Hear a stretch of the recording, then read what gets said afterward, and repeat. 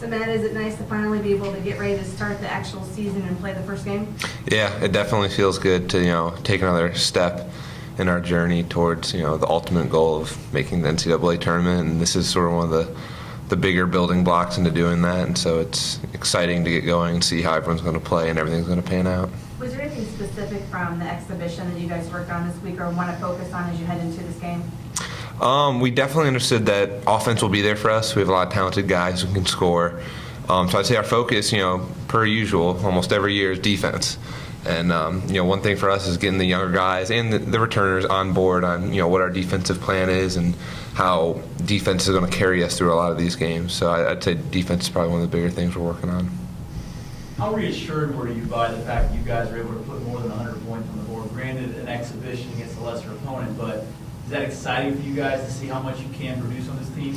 Definitely. I think a lot of guys were excited to know that, hey, it's not necessarily going to be one guy scoring all the points or, there's one guy that we necessarily go to when we need buckets. But the fact that, our whole team can score when we need to and that offense will be there. So, maybe last year we had trouble scoring at some times, but, this year I'm very optimistic about that.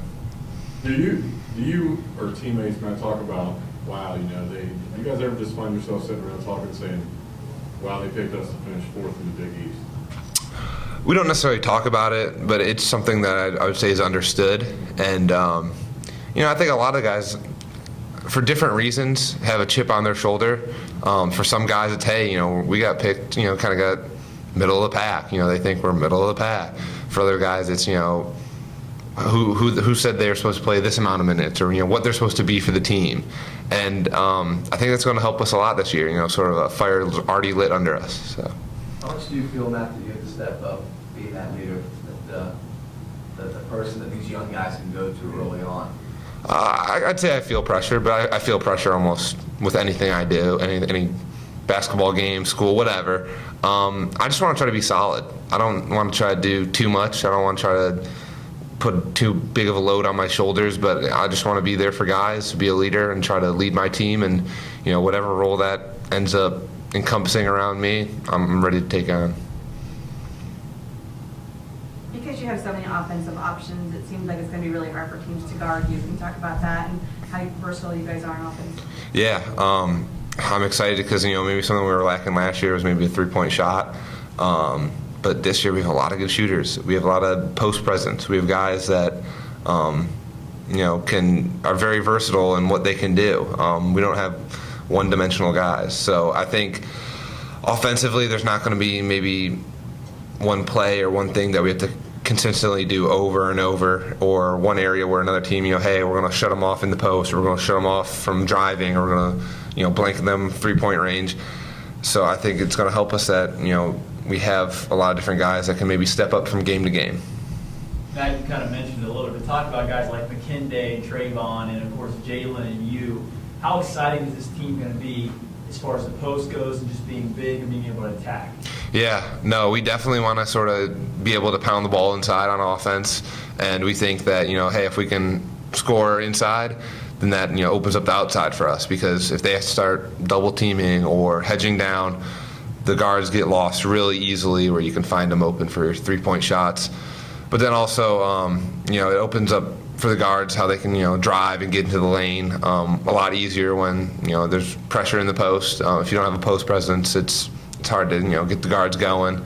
But yeah, no, I'm excited, especially defensively too. I think with Jalen being such a freak athlete and some of these other guys, Sean's a really big dude, that it's going to be hard for other teams to score, even when they get into the paint, blocking shots, walling up, stuff like that. What did you learn last year about what it takes to win in the Big East? What kind of a team it takes to play well? It takes a lot of resiliency, I'd say. If a team goes on a run, or if we go on a run, I think one of the prime examples was probably Georgetown at home last year, where they went on a run and then we went on a run, and it's a game of runs where if you put your head down and you think you're out of the game, there's no way you're getting back into it. But if you can keep fighting through and keep powering on, then if you can be a resilient team, play tough, then it'll help you a lot.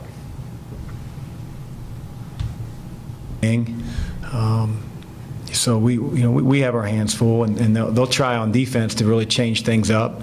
They'll try to confuse you, whether it's going from zone to man to full court pressure to half court, traps. I mean, we'll probably see the full gamut, and we've tried to prepare as best we can for that.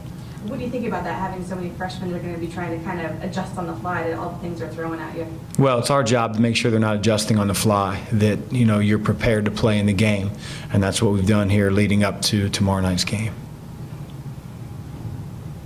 Dee's had a run of bad luck with some injuries. How's he feeling right now? Well, at this very minute, I don't know. I'll find out here in a couple minutes, but he's done a little bit over the last few days, but Dee has a wealth of experience to fall back on. I'm confident that he'll be on the floor tomorrow night. Now, to what capacity and for how long remains to be seen, but I would be shocked if Dee wasn't in uniform and playing for us tomorrow. Is Jalen, I know you're excited to see everybody play, but is Jalen one of the guys you're really excited to see from year 1 to year 2 and what that jump could be? Yeah, Jalen has as much potential as anybody in the country, and I don't say that lightly. He has things you can't teach. His size and athleticism, his strength, his toughness.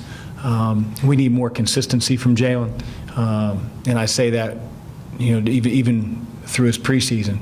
So hopefully we get some gains under our belt, but there's no doubt that he can be one of the best rebounders in our conference. And a guy that can finish around the basket. We need him to make a big jump up from his freshman year to this year. Is that a confidence thing, Chris? Like you said, getting more games on our belt and knowing that he's capable of doing these things? I think confidence, / maturity. I think those two things would probably be, what Jalen needs the most. And I say maturity with experience as well. So, again, he'll be better than he was a year ago. How much better will be up to him between his ears. But he has it in him, and we're going to keep trying to get it out of him. How is Edmund Sumner's rehab involved with tendonitis? It's going well. Edmund joined us earlier in the week with 5-on-0, with shooting drills, things that were non-contact of nature. He's scheduled to ramp up with some of the stuff we're doing in practice here today, next week. At what point he's full go, I couldn't tell you now, but it seems like he's progressing every day pretty well. Coach, I know you talked about it last year, different times along the way, but what do you think this team learned from a year in the Big East and how this team needs to attack it this year? Well, the 6 players that weren't here didn't learn really anything. The 7 players that we have, 6 of which played, you got to be ready every single night. The athleticism, the size of the players, the pace, just the physicality was a much different level than the Atlantic 10, to be fair, from top to bottom. We lost 2 games against Seton Hall, who didn't finish in the top half of the conference, and they were very talented, and they were a tough out for us, and obviously we didn't get them either time. So, I think our team is very well aware that you have to be ready to go every single night in our league, and that's what the non-conference part of the season is for, is to get us as prepared as we can be for when December 31st comes around. Thanks.